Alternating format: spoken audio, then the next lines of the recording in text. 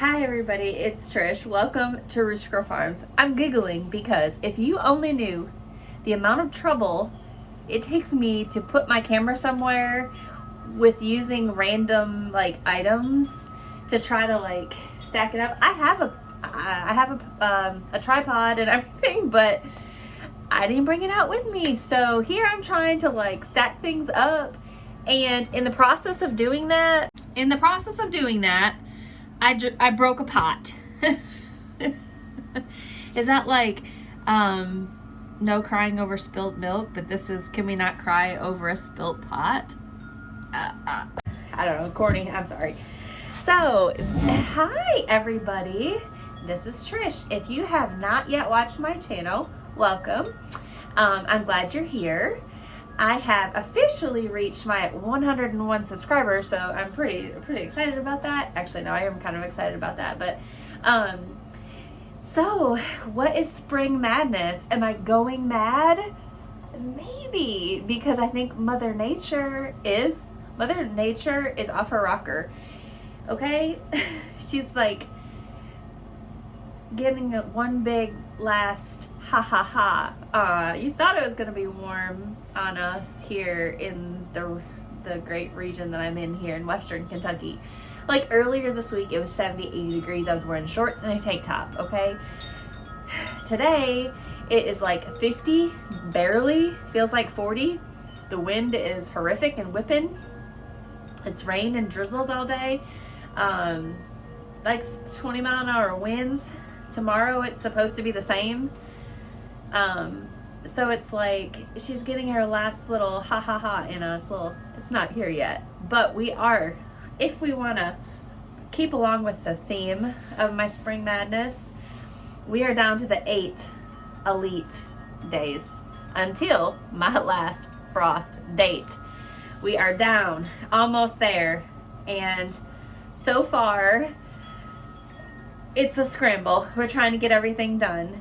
How many of y'all love the spring, but there's those 3 things that you just wish never existed because they just seem to grab onto you with big open arms, it's been so long since I've seen you. Yes, you know what those 3 things are for me? Red wasps, okay? That's the first one. I am a Michigan girl, okay? I've been in Kentucky a long time. Almost more than I've been in Michigan. Almost. But when I first moved here, we didn't have red wasps, okay, in Michigan.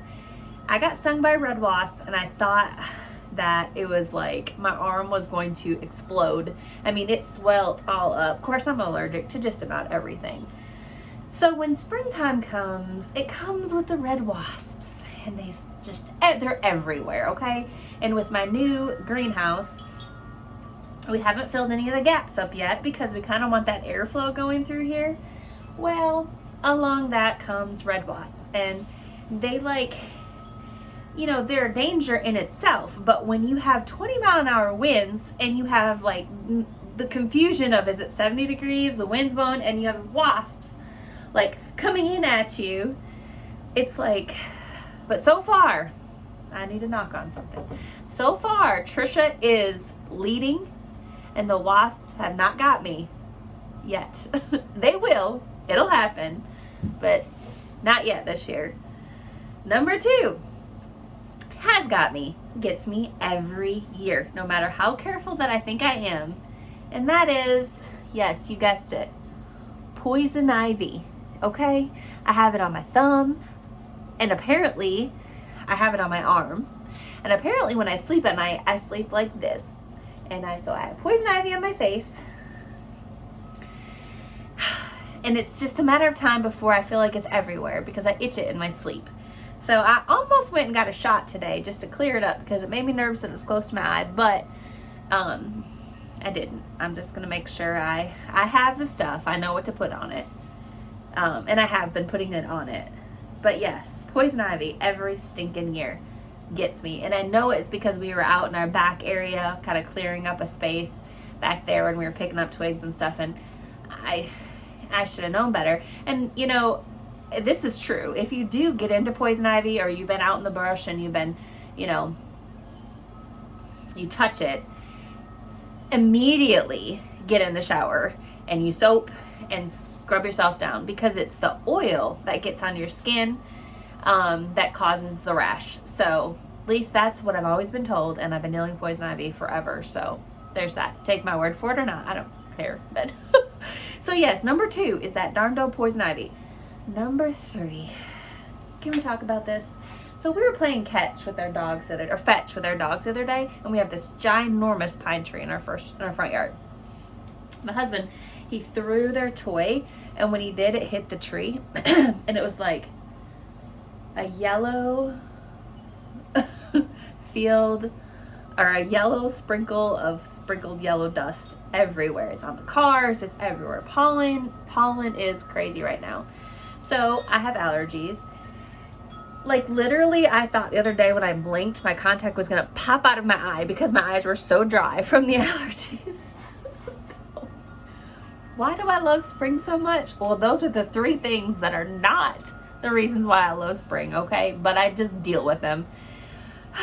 Spring madness is spring madness because you're getting so close to everything and you're trying to get everything done. Like I have everything. I had bought a bunch of flowers and I knew better to put them in the ground, and I didn't. I had them all in my pots, but I really wanted to, okay? I really wanted to put those in the ground, and I'm glad that I didn't, because Mother Nature had a cruel, you know, trick that she played on us. And so I think tonight, like, is in the 40s, and then tomorrow it's supposed to get into like 35, 34, and the next night 35 and 34, and then after that it's supposed to warm up for the 10-day forecast, and we'll be well on our way for that April 12th date of the last frost date, roughly. So I had the windows open, the door open the other day.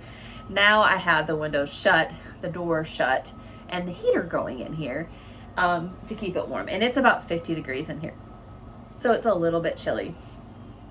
But yeah, spring madness, y'all. You're getting everything done, but it's so great when you've had that you've had that time to plan. And if you get everything planned, then hopefully the spring madness will go as planned, and you will come up on top. You will beat it all. You will, you know, woohoo. I have marigolds growing in here. My asparagus finally popped up. I have my blueberries in here. I have a bunch of perennial flowers that I have to get planted. I've brought my peppers in here. I probably should bring them back inside. We'll see. I have my tomatoes growing fully behind us there. I just watered them, and it was like, if they were smell-o-vision, it'd be so good. So yes, spring madness is going on here at Rooster Crow Farms, and we are ready to go, and it's not going to bring me down. It's not. This cold weather is not. So, I hope you guys are all, you know, getting your stuff done and not getting discouraged. It's easy to get discouraged. And I'll tell you a story, okay? I've been gardening now for 6-7 years. And the first, I think it was probably the first or second year, maybe. It might have been the first year. I grew all my plants up in my attic, so I had the light up there. And I had pepper plants. I'm not even kidding you. They're beautiful, big, luscious pepper plants. I had no idea what I was doing. I just planted them, thought, oh, it's going to be warm.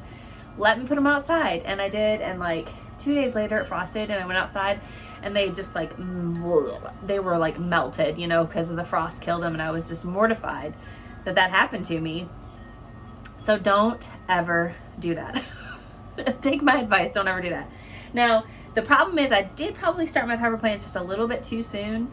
And when you do that and it gets cold like this, and they're not injured by the frost, they might get stumped. It might stump their growth. And I'm not the best pepper grower. I really am not. But it's fine. Everything else is going good. And if it doesn't work, I can always plant more. You know, I could just plant them in the ground. I don't have to. Where the zone I'm in, I have plenty of time. I can plant them in the ground. So I'm not getting overly too concerned about it.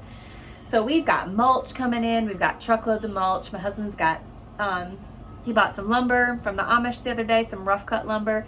And he's going to work on my beds just as soon as this weather decides to clear up. And we're going to get our raised beds up. He got some old tanks from a friend of his that we're going to use hopefully to, as a rain catchment, to like put gutters in and catch the rain coming in and use it to water our garden. We have 4 big totes. I'll do another video on that once we get that figured all out on what we're doing.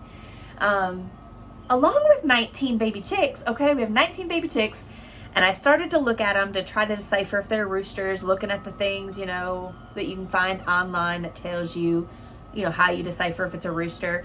And after like the 4th one showed signs that it was a rooster, I just stopped. So I'm like, Lord, they're all gonna be roosters, but that is okay. It'll be fine.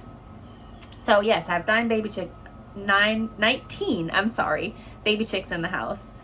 We have all of our plants in the greenhouse. We got piles of mulch here. We've got water tanks there. We have a lumber there. So it is kind of a madness going on right now, but it's a good madness because we're excited and it'll all come together, like I said, and we will come out on top. I just know it. So I hope your spring madness is going good. And if you haven't, subscribe to my channel, okay? I have exciting news. I would like to give credit to this idea to my #1 fan, aka my favorite sister-in-law, and my #1 fan. Anyways, Rooster Crow Farms is going on the road, okay? And we are going somewhere super, super special. You guys are gonna love it. I might put some little hints here and there along the way, but the next video is us on the road. And let me just say, if you love heirloom seeds, I can't talk because I'm super excited. If you love heirloom seeds and you follow my channel for very long, okay, you'll know where we're going, and I'm so super stoked about it, so excited about it. Like, I even went shopping today and bought me a new shirt, and I might even buy me a new you know, hat to wear to this little outing we're going. It's not really outing, we're going, it's like 4 hours from our house. We're excited, so I'm gonna take you guys along for that ride. So if you want to know what's going on here at Rooster Crow Farms, you need to subscribe to my channel, and you need to share it and like it and give me your feedback and comment and tell me all the things that's going on with your guys' farm, because I'm excited about it. And okay, that's it for me today. You all have a great, wonderful rest of your day. Stay warm wherever it is that you are, and I hope your countdown to your last frost day is very, very soon. Until I post another video, y'all, have a great, wonderful rest of your day. Bye.